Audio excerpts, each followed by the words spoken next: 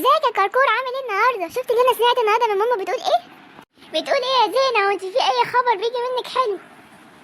سمعت امبارح ماما بتقول لبابا ان هي عايز تجيب لنا مستر، واحنا لسه ناقصين دروس وبتاع. ده انا بروح المدرسه واقول الكلمتين وخلاص، هاجي بقى في البيت اذاكر لي تاني؟ لا كمان هيجي بقى يسال لي اسئله ويقعد يقول لي كلام انا اصلا انت عارفاني انا في الدراسه اي كلام ولا بعرف اقول كلمه على بعضيه. استنى عشان مستر لسه بيخبط على الباب، تعالى نقعد احنا ونجهز نفسينا. اتفضل يا مستر، دول ولادي بقى، عايزاك دول بقى ايه تخليهم كده عبقريين ماشي؟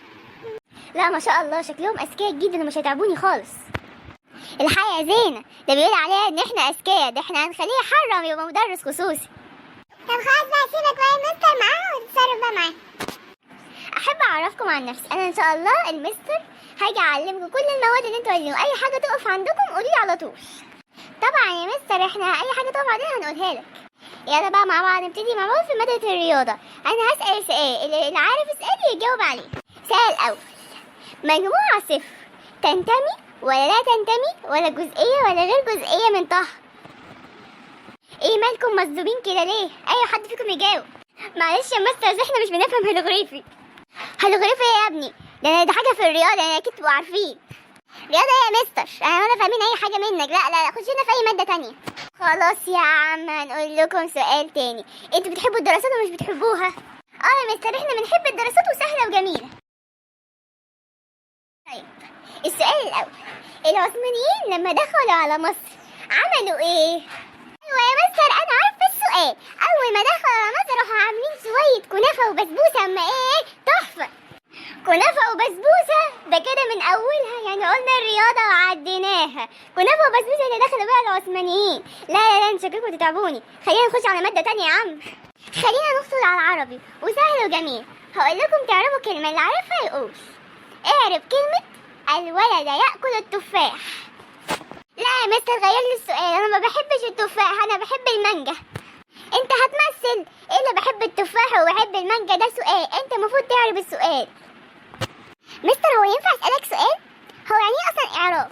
انا بقول كمان مش عارفين يعني ايه اعراب. انتوا عارفين ايه في الحياه اصلا؟ تعرفوا يعني مفيش سؤال قلته لكم لحد دلوقتي جاوبتوا عليه. على فكره يا مستر احنا فاهمين كل حاجه، انت اللي بس لو صبرت علينا شويه. اصبر ايه السؤال سهل. الولد ياكل التفاح، ايه اعرابها؟ الولد مفعول به. هو منصوب ولا مجرور يا مستر؟ اعتقد ان هو منصوب وياكل فاعل، وصح فاعل الحمد لله يا رب. والتفاحه بقى ايه فاكهه، ده اعرابها مفيش اعراب للتفاح.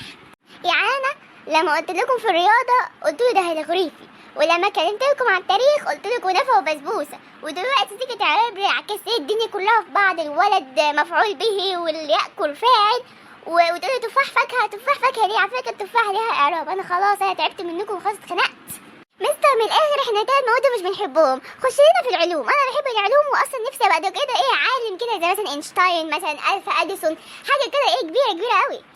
سبحان الله انت طلعت لك حلم، انا بدات دلوقتي اكتشف فيك حاجات حلوه اخيرا.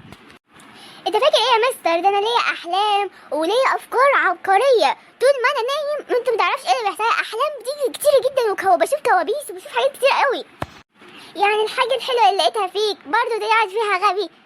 انا تعبت والله، انا هحاول اطلب كوبايه شاي عشان اعرف اتصرف بقى ايه معاكم كده. ايوه مستر فعلا كان نفسي اسالك سؤال، هو احنا ليه بنشرب الشاي؟ ليه بنشرب الشاي؟ عشان يا حبيبه مش بناكله. انت اهبل، ده سؤال يتسال اصلا؟ انتوا والله انتوا اغبياء الارض. انا همشي ومش عايز اعرف تاني ولا هدي دروس اللي انا حرمت، والله العظيم انا حرمت، ده عقاب ربنا جاي عليا والله.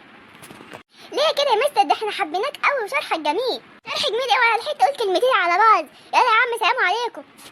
رايح فين يا مستر؟ انت لسه ما لحقتش تخلص الدرس. درس ايه وانا عارفه لهم كلمتين على بعض؟ روح شوف لكم مدرس تاني يا عم، والله ما انا قاعد هنا تاني. انت عملت ايه في المستر ده؟ انتوا خليتوه مش طايق نفسه. لا يا ماما والله احنا ما عملناش اي حاجه. لا فعلا انت ما عملتيش حاجه خالص في المثل لحد ما وصلت ان الراجل مش طايق نفسه ولا حاجه. انا خلاص هسيبكم وامشي يا زينه. هو احنا عملنا فعلا حاجه في المستر؟ والله ما عارفه، هو وماما عمالين يقولوا علينا كلام كتير، هو احنا ضايقناهم اصلا؟